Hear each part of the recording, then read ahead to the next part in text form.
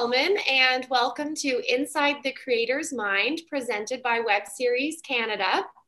Today, I have the creator of the CBC series Farm Crime, Geoff Morrison. Thank you so much for joining us, Geoff. Pleasure. Nice to meet you, Katie. Nice to meet you. So I watched this entire series and I cried in most of the episodes. Can you tell me a little bit about why you chose the subjects you chose and why you think people have such an emotional connection to these stories? I think all the stories are quite grounded. They're, everyday people talking about their everyday struggles, except that those struggles in these cases are a little bit heightened. They're crimes and incidents, thefts, people at their most vulnerable. And so I think when we enter their lives and hear about these experiences they've had, it does trigger an emotional reaction because you don't necessarily understand what goes into all these various elements of farming and agriculture. And I think some of it can be quite surprising when you learn actually what does go into the job and hearing about the types of things that actually happen to people from time to time. And tell me a little bit about choosing your subjects. I loved that you really represented Canada in this series, the oyster farmer out east and the bee farmer in Quebec, and you had stories all across Canada, out on the West Coast as well. So how did you go about finding all of your subjects? There's a fair bit of research that went into it.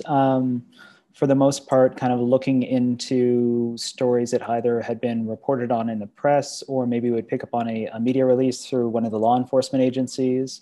And then it was just a matter of getting on the phone. And we knew we wanted to travel with the show and get to a number of different provinces and a number of different environments and landscapes and certainly have a diversity in the subject matter. But I think we really just lucked out in having stories that, for instance, the oyster fisherman, which was very quintessential. Oyster fishing happens in Prince Edward Island. So we just kind of lucked out with the places that we ended up. But, the research is fairly extensive. Like for every story that we would produce, there would probably be another 10 to 20 that we would look into and that wouldn't bear fruit. But, yeah, it's quite a long process to try and find a really good story with enough elements and people that are keen to come forward and share it. Absolutely. And I found that there was obviously the crime element in each episode, but there was often a personal element, where these are smaller farms. So whether it be a family business or, George of Green Gables Oysters, his story with his wife becoming ill was sort of woven into it. When you were looking for subjects, were you looking for just the crimes? They're all interesting and very disturbing, frankly. But were you also looking for that personal side to the story as well? Well, I think that was kind of one of the surprising things that happened when we started filming this series is, we knew that we were going to be speaking with people that were very passionate about what they do. And I think what sort of sets this show apart from other kind of true crime shows is that, this is their livelihood and they're so deeply connected to the work that they do that, when something bad happens, the stakes are inherently quite high. And so, it doesn't have to be an assault or a murder or something like that. If it involves their livelihood and something that's meaningful to them, the stakes are immediately going to be high.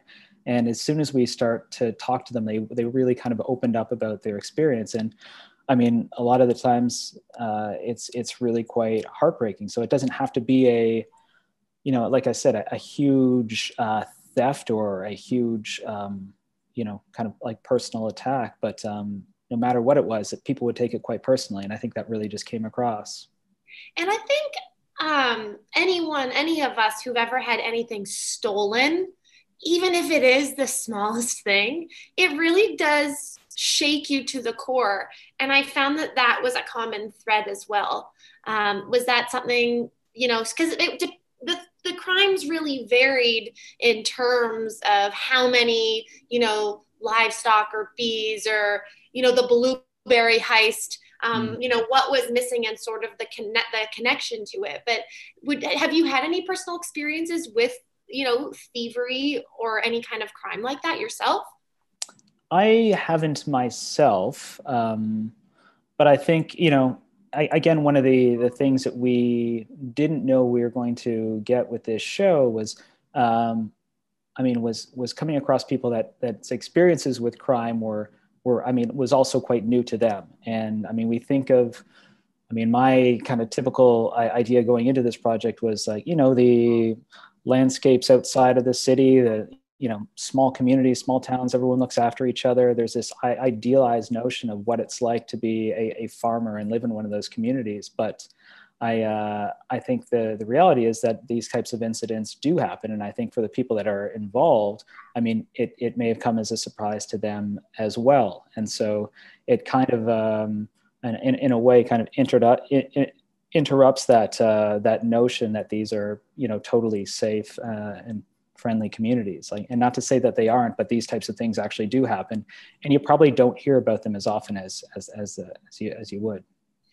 And along those lines, I mean, I would also say that I was inspired by the communities that you did highlight and the sort of, you know, in the, for example, in the one episode that was out east with the farmers who had like the guy with the pigs. Mm-hmm. Yeah, and then his neighbor there who had the chickens, and how on social media they had posted about what was going on and how the communities really like rallied to help.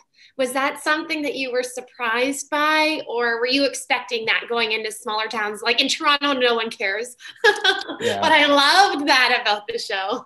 Yeah. No, I mean, I think that's something that we've encountered a lot with this show is that when these stories do get out there, there is a strong reaction to them, and people really do care, and they like to show their support, whether it's through a GoFundMe campaign or just supporting these businesses in any way they can.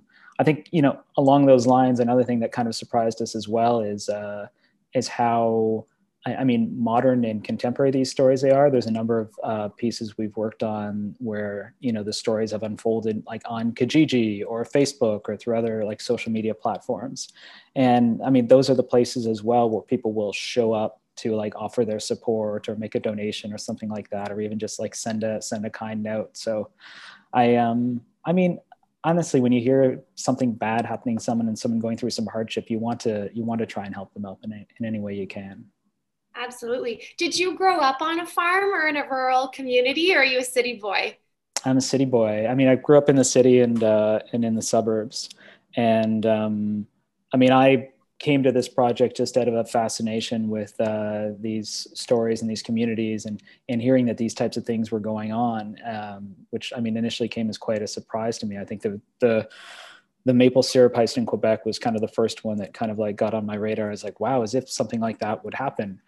Um, and so, you know, I immediately developed a fascination with it. And I think one of the interesting characteristics of the show is like we don't try to get away from the fact that it's produced, you know, from, you know, here I am in our studio in Toronto.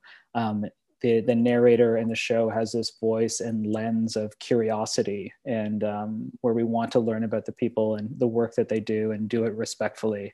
And we kind of knew from the beginning that we weren't going to be able to get away from that. So we just kind of made it as something that was like baked into like the fabric of the show and its voice. And tell me a little bit about the cinematography. It was absolutely beautiful. It made me proud to be a Canadian. You had so many gorgeous landscapes coast to coast. So tell me a bit about working with the cinematographer and coming up with that vision for the show. Yeah, I mean, the vision was just to be as like straightforward as possible. I think the style and the approach in general is very like no nonsense. There's like not a lot of frills, both in like the storytelling and in the visual presentation. So I really wanted to kind of like break it down to very simple core like documentary aesthetics. So almost everything is shot on sticks. There's like handheld cameras when it makes sense. And we also wanted to utilize, you know, aerial cinematography, but do it in a way that's like not like flashy or none of this like cowboy stuff. It's just let's like present the landscapes as they are. Let's use it as a different camera angle, as a different perspective, and in a way, come up with a style that like that suits the pace of the world and the pace of the places that we're visiting. And so it was really just trying to keep it as simple as possible. And I mean, so much of it is just getting into like a nice, beautiful environment and finding a nice way of capturing it. Did you know before you started that some people breed pigeons? No, No. I love no that. idea. No So idea. fascinating. I was like, do people know about this? I mean, there's been a few things that we've come across that have been quite fascinating. There's the fancy pigeon story was one where, I mean, it was the last story we shot for the first season, and we were in a way kind of like desperate for another story. And I'd read about this like rash of livestock thefts in the Fraser Valley that had happened, I don't know how many years ago. And then found that this one particular story, like there's these few pigeon thefts, and then at the core of this was a fancy pigeon breeder. And I mean, to think about what he went through, this being the biggest passion in his life, like ripped from him, like over the course of one night. It's just an amazing world to learn about and be able to share, and to have that work in the context of the show as well, and be able to present it that way. There's a story in the second season about a baby eel or elver fishery in Nova Scotia, and $1 million like trafficking case where the Department of Fisheries and Oceans goes undercover and launches a sting operation to catch someone who's responsible for illegal fishing and then trying to traffic baby eels. So it was another kind of one of those stories that I knew nothing about until we were getting into it and starting to research it. And again, through the context of the show, we're able to, inform viewers about the baby eel fishery, and then also this kind of dark side of it as well, that like threatens not just the livelihood of the fishers, but also the sustainability of the species. So it's fascinating Amazing. stuff. Yeah. Yeah, I learned so much. And Good. even, with the oysters on the East Coast, I loved George. And one of my favorite quotes of the series was like, it only takes one arsehole to come and steal your oysters. And I was like, I loved how like down to earth and open your subjects were. So can you just tell us about how you just, they were such lovely humans, and how they just were relaxed and just totally, open and honest? Yeah, I think that's just a product of who they are, and maybe it's through their own upbringing or the way they live their lives and the way they run their businesses. They're just genuine, like nice people. And I think to take part in a project like this and participate in the first sense, like, you kind of need to be open to that and allow yourself to be a part of that process. And I think it takes a certain kind of person that's willing to do that. And so inherent in that is just like someone that is nice and giving, and sort of willing to share. Tell us a little bit more about season 2. What can we expect? And also, congratulations, by the way.